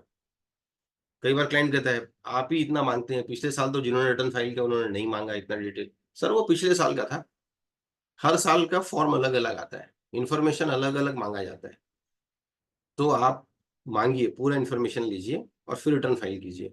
बहुत सारे क्लाइंट ऐसे होंगे जिनका जो यहाँ पे बिजनेस कैरी कर रहे हैं या सैलरीड एम्प्लॉय है और उनका फॉरेन एसेट भी है, फॉरेन एसेट भी, वो सैलरीड एम्प्लॉय इंडिया में है, आज के डेट में रेसिडेंट हो गए, लेकिन उनका कोई ना कोई बैंक अकाउंट में सिग्नेटरी है या कुछ ना कुछ इन्वेस्टमेंट किया है, या जब वो बाहर काम करते थे तो कंपनी ने उनको ईसॉप दिया था फॉरेन कंपनी के शेयर्स का। अब वो इंडिया आ गए, पोस्ट कोविड वो इंडिया में ही रहते हैं, कंपनी ने बोला हुआ वर्क फ्रॉम होम कीजिए, तो वो रेसिडेंट हो गए। उस केस में जो फॉरेन एसेट है उनको डिक्लेयर करना है अपने आईटीआर में डिक्लेयर करना है। अदरवाइज उनके ऊपर जो जो ब्लैक मनी एक्ट अप्लीकेबल होता है सर, और इसमें अगर नॉन कंप्लायंस होता है तो penalty is 10 lakh rupees, 10 lakh rupees है। सो क्लाइंट को ये बता के चलना है कि इन्फॉर्मेशन शेयर करो, तो हम आपको तभी रिटर्न आपकी करेक्ट जाएगी। और जनरली मैं तो हर जगह ये एडवाइस करता हूँ कि जितना आप इसको डॉक्यूमेंट कर सकें, अपना इन्फॉर्मेशन के एक्सचेंज जो भी आप करते हैं उसको डॉक्यूमेंट कीजिए, मेल के थ्रू लीजिए, मेल के थ्रू क्लाइंट को बताइए, सॉरी कल वो आपके ऊपर नहीं आए, आप बता सकते हैं कि हम लोगों ने ऑलरेडी इसको आपको बताया हुआ है। तो यहाँ तक हो गया। अब कोई क्वेरी है सर, हम लोग 1 to 1 ले सकते हैं, वो ज्यादा हम लोग को नॉलेज को एनरिच करेगा। सचिन जी, ये वो कर दूं क्या, अलाउ अनम्यूट? हाँ, मेरे ख्याल से आप अगर अलाउ कर देंगे तो हम हाँ, लोग यस इसको, यस यस, और इट इज परफेक्ट। बेटर अगर अगर पार्टिसिपेंट्स हाँ के जो क्वेश्चन उसको हैंड हाँ, रेज करके क्वेश्चन क्वेश्चन। बेस्ड ले लीजिए, that will be the better option. I have allowed, right. So अगर किसी का कोई मुकुल क्वेश्चन। जी, you want to ask? Hello Sachin sir, Harshit है सर। एक चीज पूछी थी, अगर HUF का अकाउंट है और वो कर्ता से पैसे आ रहे हैं उसके, या किसी और बैंक अकाउंट से पैसे आ रहे हैं, तो कुछ ध्यान में रखना होता है क्या? सर देखिए, अगर HUF का है और कर्ता के अकाउंट से पैसा आ रहा है तो आपको, इसका मतलब आपका वो बिजनेस इनकम नहीं है या प्रोफेशनल रिसिट नहीं है, एक हाथ से दूसरे हाथ में पैसा आ रहा है। तो आपको जब आप रिटर्न फाइल करेंगे तो ये जरूर क्रॉस चेक कीजिएगा कि उसके अकाउंट से ये पैसा आया है, अकाउंट टू अकाउंट ट्रांजेक्शन होना चाहिए, देन कोई इशू नहीं है, अदरवाइज रिपोर्टिंग प्रॉपर है। और उनकी वाइफ ने भी अगर HUF में पैसा दिया है? So wife is also member of HUF ना सर,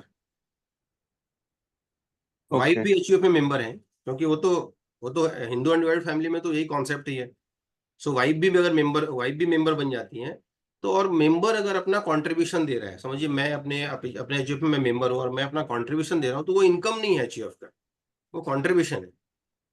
उससे जो इनकम जनरेट होगा वो इनकम है एचयूएफ का। गुड इवनिंग सचिन सर, अंकुर जैन बोल रहा हूँ। हाँ अंकुर जी नमस्कार। नमस्कार सर। सर दो तीन क्वेश्चन है, मतलब एक ही टॉपिक के ऊपर बेसिकली।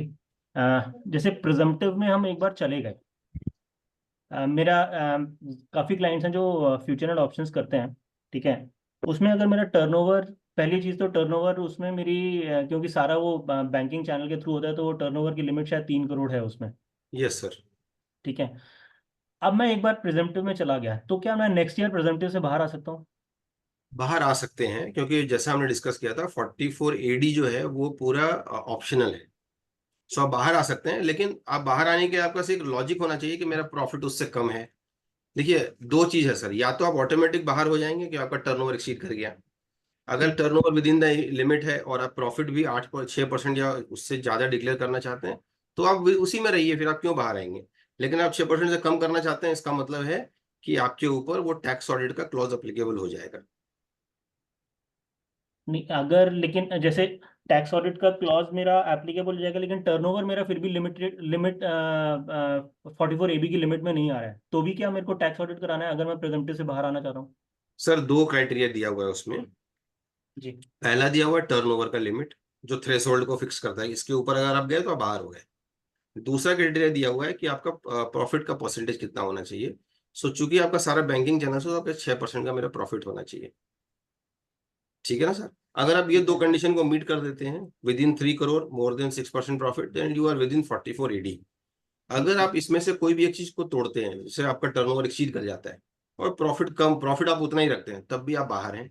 अगर आपका टर्नओवर कम होता है लेकिन प्रॉफिट आपका 6% से कम हो जाता है, तब भी आप 44AD से बाहर हो गए।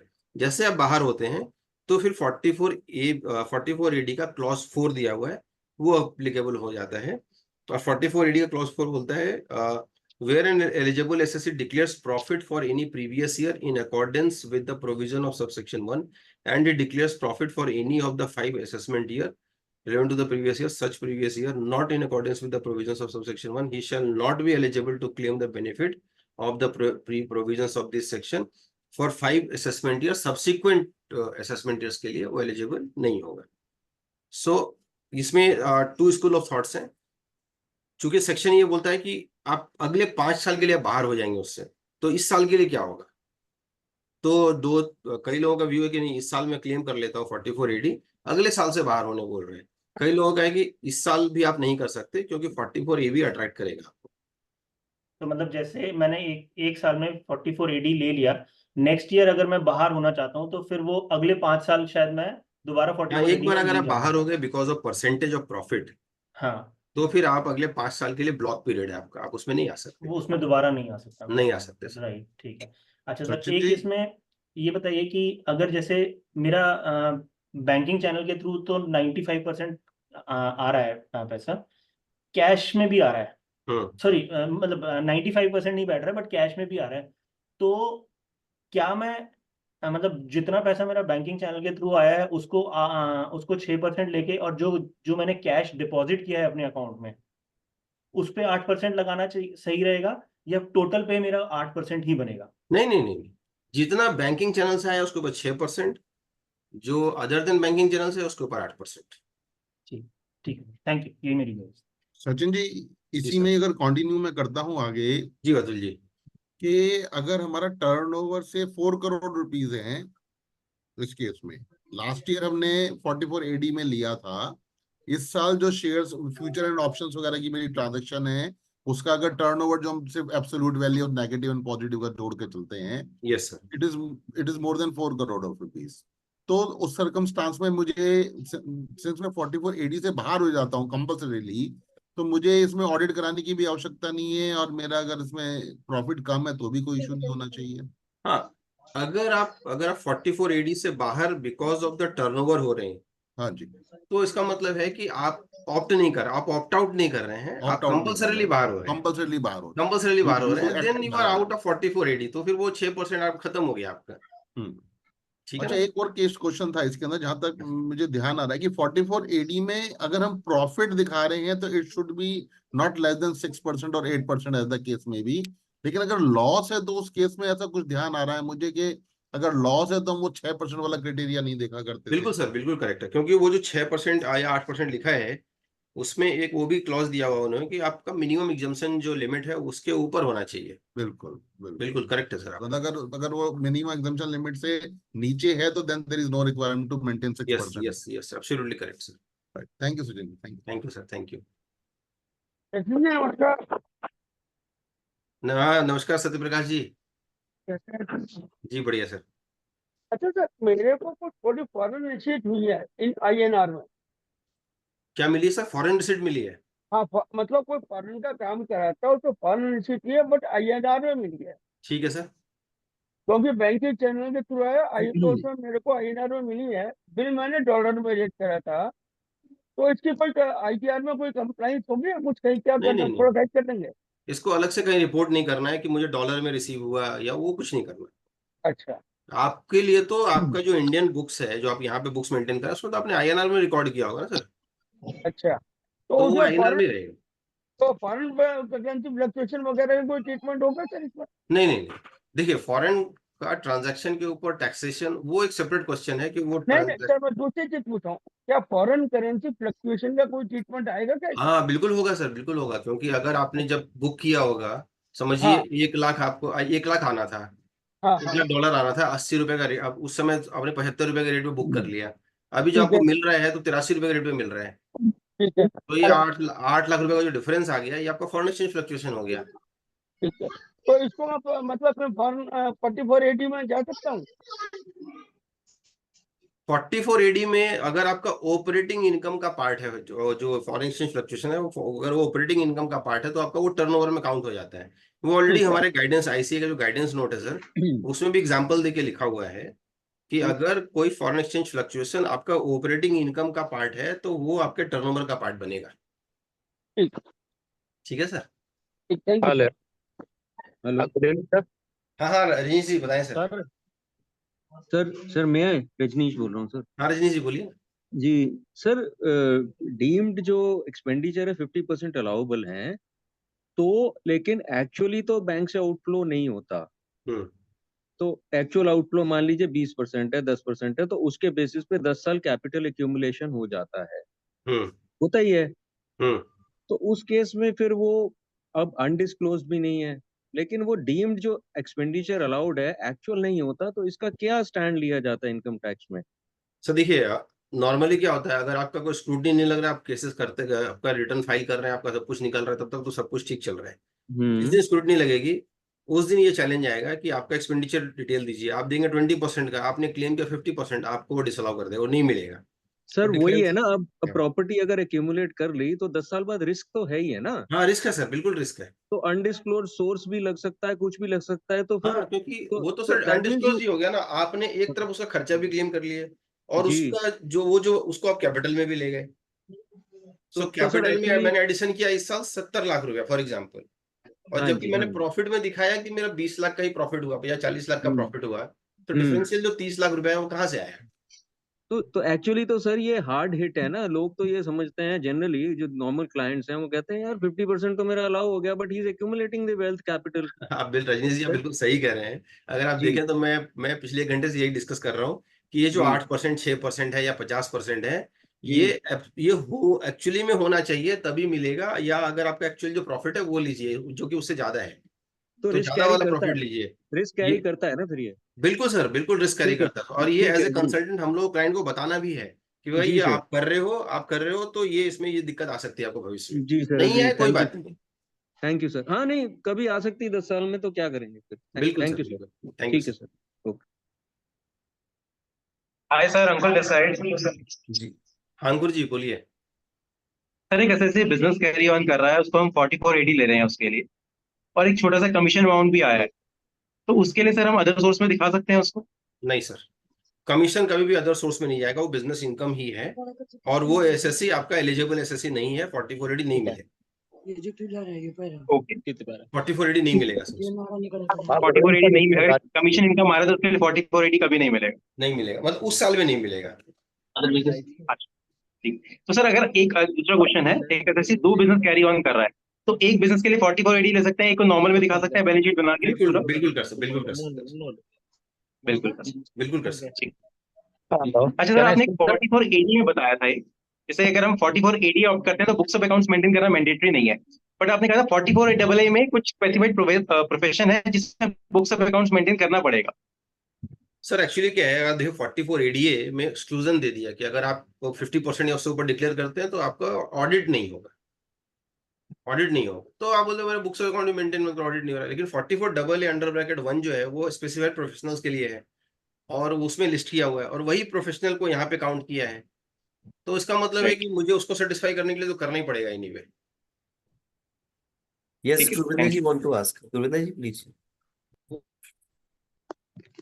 Hello hello good evening sir. Yes, Mahesh sir. Sir मेरा एक कंसर्न था कि किसी ने ना क्लाइंट ने पहले अपनी जो रिटर्न ना 4480 सर थोड़ा लाउडर, थोड़ा लाउडर तो सर। महेश जी आवाज नहीं आ रही आपकी। सर क्लाइंट ने अपनी रिटर्न है ना, मान ली किसी भी एसएससी ने अपनी रिटर्न भरी थी 4480 में, अब उसने कहता है लास्ट ईयर 2020-21 में 21-22 में उसने ना अपनी आईटीआर गलती से उसने भरी तो प्रेजेंटिव में थी, पर वो एज ए आईटीआर 3 फॉर्म में चली गई है। अब जब 23-24 की आईटीआर देख रहे थे ना फाइनेंशियल की, तो उसमें पता चला कि वो आईटीआर गलती से गई हुई है, उसमें कहते हैं आईटीआर 3 फाइल हुई है जिसमें उसमें प्रॉफिट एंड लॉस काउंट गया है, बस बैलेंस शीट नहीं गई है। क्या हम उसको आईटीआर यू में अमेंड कर सकते हैं? सर देखिए, जो पिछले साल का तो जो फाइल हो गया सो हो गया। आपके ऑफिस से फाइल हुआ है नहीं सर। कि कोई और कहीं और से करके आया है तो क्लाइंट को बता दीजिए आपने ये गलती की है। और अगर और आपके उसको ऑफिस अमेंड, से, अगर आपके ऑफिस से हुआ है तो वेट हाँ सर, कीजिए कोई नोटिस आता है तो। और तो इस वो साल के अमेंड, लिए, इस साल के लिए सर करेक्ट प्रोविजन में उसका रिटर्न फाइल कीजिए। सर कहता है अब क्या उसकी सैलरी इनकम हो गई है, बस ओनली सैलरी है, हाँ तो छोटी मोटी रिसीट है उसको कहता है उसमें दिखा, अदर सोर्स में शो कर देते हैं प्रेजेंटिव ना डाल के, क्योंकि नहीं आईटीआर नहीं सर, क्योंकि एक बार सैलरी आउट हो इनकम गया। पे लिए अगर है तो फिर प्रेजेंटिव की बात ही नहीं आएगी ना, वो तो सैलरी में चला जाएगा। हाँ तो वो सैलरी में चलेगा सर, उसकी तो वो आएगी नहीं। अब कहता है सर देखो, कहता है आईटीआर रूल लेकर आई है गवर्नमेंट, तो उसको अपडेटेड आईटीआर उसमें इनकम हम बढ़ा सकते हैं, अगर उसको इनकम बढ़ा के कहते हैं पिछले साल की उस आईटीआर को अमेंड कर दे तो। हाँ, अगर आप अपडेटेड इनकम में जाके करना चाहते हैं तो कर सकते हैं, पर उसमें आपको वही है कि जो एडिशनल टैक्स का प्रोविजन है आपको वो बियर करना पड़ेगा, बस और कुछ नहीं है। सर उसमें टैक्स नहीं बन रहा ना, उसका टैक्स तो है ही नहीं ना, टैक्स वाली इनकम नहीं है उतनी। हाँ तो ठीक है, फिर कर सकते हैं। इनकम बढ़ रहा है ना, इनकम बढ़ रहा है, इनकम बढ़ा देंगे, उस इनकम बढ़ जाएगी उसमें। बस ठीक है, कोई इश्यू नहीं, कर इनकम सकते। एक्सीड, जैसे मान लो उसने अगर 4.5 लाख दिखा रखी है, उसको 4.5 या उससे ऊपर दिखा देते हैं उसकी, तो उसमें तो वो हो सकती है ना, उसकी सेविंग बच सकता है ना वो तो चीजें। हाँ, हालांकि सर वो जो 139(8)A है जो अपडेटेड आईटीआर है, वो हाँ ना जी। बिना टैक्स, एडिशनल टैक्स का लेता नहीं है। आप ट्राई कर लीजिएगा सॉफ्टवेयर में, अगर ले लिया तो बहुत बढ़िया, नहीं तो 10-20 रुपए 100 रुपए टैक्स जमा करा के भर दीजिएगा, इसमें क्या है। कितना सर? भाई जो भी टैक्स बनता हो 10-20-100 रुपए जो भी, इतना बना के जमा करा दीजिएगा ताकि आपका एटलीस्ट बिना टैक्स का वो लेता नहीं है। मैंने ट्राई किया था तो वो बिना टैक्स का लेता नहीं है। वो तो है ही, तो अगर ले सरकारी रहा है है। तो बढ़िया है, मतलब अच्छी बात है। हाँ, क्योंकि लॉ नहीं बोलता कि टैक्स आपको जमा करना, लॉ बोलता है कि पिछले साल का इनकम से बढ़ के इनकम आना चाहिए। हाँ बढ़ के आ उसमें गया यही कोई। लिखा ना, एज पर प्रोविजन तो यही लिखा हुआ है सर उसमें बिल्कुल, आईटीआर मैं पे। एग्री करता हूँ सर, बहुत बहुत बार ना सॉफ्टवेयर सपोर्ट नहीं करता प्रोविजन को, तो वो चैलेंजेस आ जाते हैं, लेकिन ठीक है, मतलब आप कर सकते हैं उसको। और इसमें एक क्वेश्चन पूछा था मैंने एमई के लिए, इसमें 43 बीएच सीए प्रोफेशन के लिए भी लगेगा ना? 43। बीएच जो इसमें वो कहते हैं एमएसएमई वालों की पेमेंट वगैरह, सीए फर्म भी उसमें है 44 बीएच में रजिस्टर्ड, हाँ, अगर तो उसको आपका, कहता है। आप आपका क्लाइंट है और अगर वो बिजनेस कर रहा है और हाँ उसने अपने सीए का फीस पेमेंट नहीं किया है तो यस 43BH भी अप्लाई, अगर वो सीए एमएसएमई में रजिस्टर्ड है तो 43B अंडर ब्रैकेट एच लगेगा, हाँ जी। अगर वो 45 डेज को एक्सीड कर गया है तो। और सीए भी लगेगा, क्योंकि सीए अगर मान लो सीए को किसी मान लो दूसरे उसकी पेमेंट करनी है, वेंडर होगी से मान लो कहते हैं। क्या, मैं समझ हेलो, नहीं सकता क्या कह रहे हैं? मैं कहता जैसे सीए फर्म है, सीए फर्म की दूसरी सीए फर्म भी वो काम करती है, अगर उसकी पेमेंट आउटस्टैंडिंग चल रही है हम्म।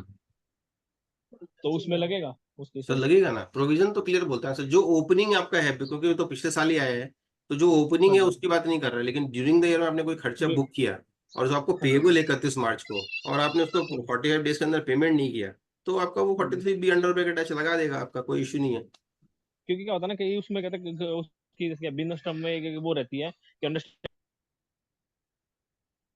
क्या कह रहे हैं सर? बिजनेस टर्म्स होते हैं, बिजनेस करते हैं, उसमें 43 जैसे 43 की भी कंडीशन तो ब्रीच होती है, वो 90 डेज या 60 डेज का क्रेडिट उनको अलाउ करते हैं एज ए बिजनेस टर्म में। सर वो म्यूचुअली होता है आपका उनका। बिजनेस एग्रीमेंट हो सकता है 90 डेज का, पर सेक्शन 45 डेज बोलता है। 145 डेज का प्रोविजन अप्लीकेबल होगा। कोई भी आपका इंटरनल एग्रीमेंट कोई लॉ को ओवरराइड नहीं कर सकता। ठीक। हाँ सचिन जी नमस्कार। नमस्कार राजीव जी। कैसे हैं भाई साहब? बढ़िया सर। बस भाई साहब एक बात ये पूछनी थी, जैसे क्रिप्टो करेंसी को कहाँ पे शो किया जाए? जैसे वैड तो नहीं है कुछ भी, बेचा खरीदा नहीं, सिर्फ खरीदी खरीदी है। और जो एएल करता है उसमें कहीं मेंशन नहीं है, सिक्योरिटी एंड शेयर करके एक मिलता है पॉइंट खाली हम लोग को। ये क्रिप्टो की परचेज कहाँ पर डाली उसमें जाए? अदर्स का एक कॉलम आता है सर, अदर एसेट्स। एएल में एक अदर का ऑप्शन आता है, उसमें आप ना वीडीए करके लिख दीजिए, वर्चुअल डिजिटल एसेट है मेरा, और उसमें डाल सीधे दीजिए। यही मतलब नाम ही लिख दें उसका वीडियो हाँ लिख करके। दीजिए sir, virtual digital asset other वाले में। हम्म। क्योंकि सारा एसेट को तो लिस्ट करना पॉसिबल नहीं है, तो अदर जरूर, अदर तो है ही उसमें। आप उसमें डाल के लिख दीजिए वर्चुअल डिजिटल एसेट और आगे बढ़ जाइए। एक दिक्कत और भी आ रही है कि ये लोग जो बाहर के प्लेटफॉर्म्स हैं, ये पता नहीं टीडीएस नहीं जमा कर दिखा तो रहे, टीडीएस काट रहे हैं, लेकिन 26 एएस में या एआईएस में कहीं रिफ्लेक्ट नहीं हो रहा है हाँ इनके टीडीएस वगैरह। तो गवर्नमेंट की इसकी कोई ज्ञान नहीं है कि हाँ भाई तुमने क्या खरीद लिया। तो मैंने क्लाइंट को सजेस्ट यही किया कि आप शो तो कर दीजिए, भले टीडीएस नहीं कटा है वो बाद में देखा जाएगा, हाँ बट ठीक यू है ना, कोई इशू नहीं, कोई इशू नहीं। आप हाँ अपना पर आप अपना कंप्लायंस पूरा कीजिए। हाँ दूसरे का तो आपने रिपोर्ट किया तो हो सकता है काउंटर इफेक्ट आएगा दूसरे के ऊपर, वो बात की बात है, बट अपना कंप्लायंस तो हमें पूरा करना है। हाँ मतलब उसको अदर में दिखा दिया जाए। जी सर, अदर एसेट्स में, एसेट एएल में, अदर में। ठीक ठीक ठीक है sir, thank you. Okay Nigam ji. Varsha ji, you want to ask? Sir लगातार आपके साथ हूँ 1 घंटे से। मुझे पता है बिल्कुल सर। देखा Rajiv sir. Varsha madam okay. Please. Intraday trading को लेकर मेरे कुछ डाउट्स थे। थोड़ा तेज में, थोड़ा तेज, मैडम थोड़ा आवाज नहीं आ लाउड, रही, थोड़ा लिटिल लाउड। हाँ जी सर, अब आ रही है? Yes better. इंट्राडे ट्रेडिंग को लेकर थोड़े से मेरे डाउट्स हैं। आप थोड़ा सा बताएंगे कि इसको कहाँ शो करते हैं और टर्नओवर लिमिट क्या होती है इसको टैक्स ऑडिट के अंदर ना आने के लिए? सो ये बिजनेस इनकम है, बिजनेस इनकम है, और ये इसका जो स्पेकुलेटिव में आती है ना? हाँ, तो इसको हमें नो अकाउंट केस के अंदर दिखाना है या प्रॉपर बुक्स ऑफ अकाउंट्स के अंदर शो करना है? देखिए अगर आपका टर्नओवर एक्सीड करता है, टर्नओवर कैसे काउंट करेंगे? जो aggregate of positive and negative का हाँ जी, वो टर्नओवर तो मुझे एक्सीड कर पता है। जाता है, एक्सीड कर जाता है, और कितना एक्सीड करता है? 25 लाख को एक्सीड कर रहा है। 25 लाख? 25 लाख एक्सीड करता है तो आपको प्रॉपर बुक्स अकाउंट मेंटेन करना है। अब नॉर्मली क्या होता है ऐसे केस में, बुक्स अकाउंट मेंटेन करना चैलेंज होता है। तो जो डीमैट, जो आपका जहाँ पे अकाउंट होगा डीमैट वाले, वो एक स्टेटमेंट देते हैं, प्रॉफिट एंड लॉस स्टेटमेंट। हाँ जी। वो अपने आप में डिटेल्ड स्टेटमेंट है, आपने कौन सा शेयर कब खरीदा, कितने में खरीदा, कितना बेचा, कितने में बेचा, किस डेट को, सब कुछ आता है। दैट इज ऑल्सो स्टेटमेंट, जो उसको आप कह सकते हो मैंने इसी पे रिलाई किया हुआ है, और जो इसमें मेरा प्रॉफिट आ रहा है हमने वही डिक्लेयर किया हुआ है। तो हमें वही प्रॉफिट डिक्लेयर करना भी है, या अगर असेसी चाहता है कि उसने कुछ एक्सपेंसेस क्लेम करने हैं उसमें से, अदर एक्सपेंसेस, उसको अपने पर्सनल जो भी बिजनेस रिलेटेड एक्सपेंसेस है, कोई उसने स्टाफ हायर किया हुआ ये कर सकते हैं, बिल्कुल कर सकते तो ही कैन डू इट ना? हाँ तो उसके लिए उसको प्रॉपर अकाउंटिंग मेंटेन करनी पड़ेगी, या वो अदरवाइज भी कर नहीं, सकता करना है? पड़ेगा ना मैम, अगर आप एडिशनल खर्चा मांग रहे हैं। देखिए एक तो आपका जो थर्ड पार्टी मेंटेन कर रहा है वो तो डिपार्टमेंट एक्सेप्ट कर लेगा, लेकिन अगर आप इसमें फर्दर ऐड कर रहे हैं मेरा ये भी खर्चा हुआ, ये भी खर्चा हुआ, तो आपको बैंक स्टेटमेंट भी दिखाना पड़ेगा और मेंटेन भी करना पड़ेगा रिकॉर्ड की मैंने किसको दिया, कितना दिया। ओके, तो इसको हम वैसे भी प्रिजम्पटिव में तो ये आता नहीं है, जो भी प्रॉफिट शो हो रहा है उसके स्टेटमेंट्स में वो हमें दिखाना है। हाँ, तो आपका ऑलरेडी मेंटेन्ड है, बुक्स अकाउंट तो मेंटेन्ड है ही। हाँ, वो तो जो डिटेल आ ही रहा होता है ना, हमें वही शो करना है, हम इसमें कुछ और नहीं कर सकते हैं। Yes, ना correct. प्रिजम्पटिव में लेके जा सकते हैं, ना हम इसमें कोई और एक्सपेंस दे सकते हैं। नहीं, आप ले सकते हैं, मैं तो बोल रहा हूँ आप ले सकते हैं, अगर आपको उसका रिकॉर्ड रखना पड़ेगा। रिकॉर्ड रखना पड़ेगा ना, अदरवाइज नहीं कर सकते। Yes. और इसका बिजनेस कोड क्या जाता है?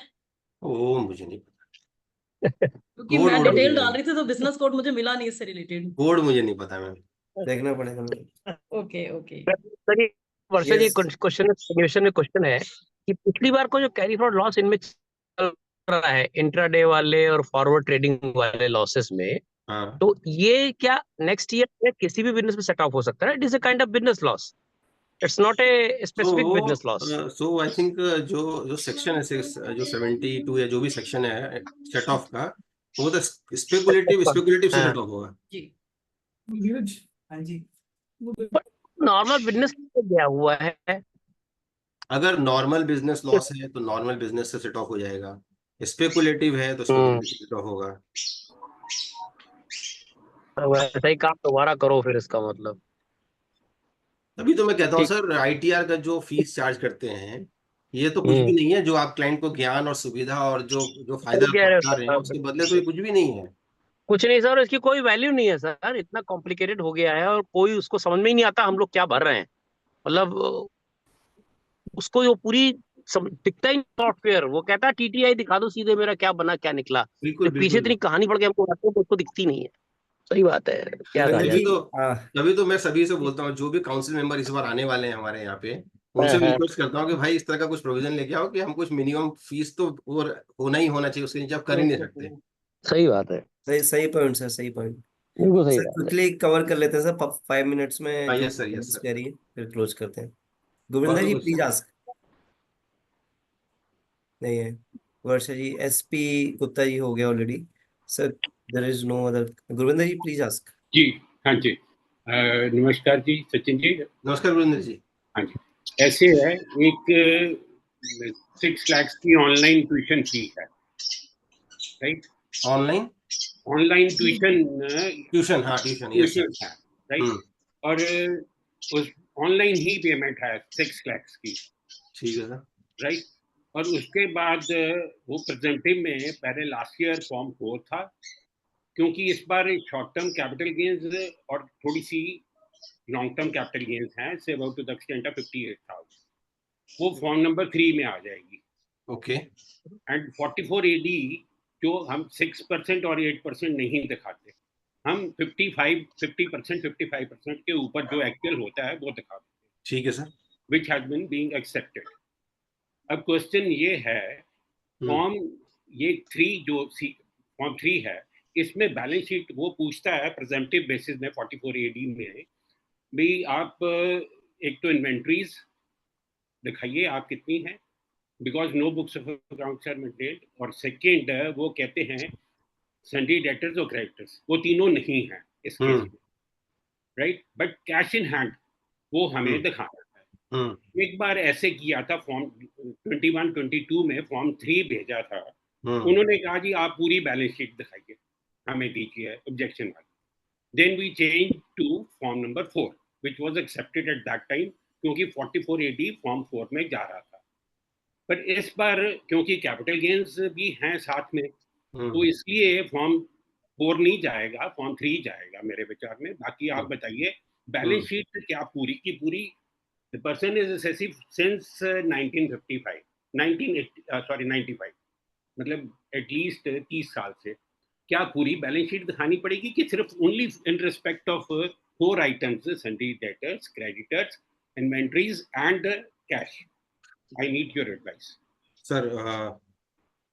सो जो मैं आपकी बात से समझ पाया हूँ, ट्यूशन पढ़ाते हैं, वो ट्यूशन पढ़ाते हैं, right sir? Online tuition. Online tuition पढ़ाते हैं तो इन्वेंट्री तो होगा ही नहीं। आपका ऑफ कोर्स कैश होगा, और कैश, ट्यूशन वाले में डेटर्स भी नहीं होते, नो डेटर्स, एडवांस पैसा आता है सबका बैंक में, all in the bank, all in the bank, सारे एडवांस ऑल में इन आते द हैं, तो कोई बैंक, डेटर्स भी नहीं होगा। कोई सो आपको नो बुक्स करके, क्योंकि आपका जो टर्नओवर है दैट इज ओनली 6 लाख, आपने जैसा 6 बताया था, लाख, बिल्कुल ठीक तो था, which is less than 25 lakh, so you are not responsible to, not liable to maintain books of accounts also. Right so sir.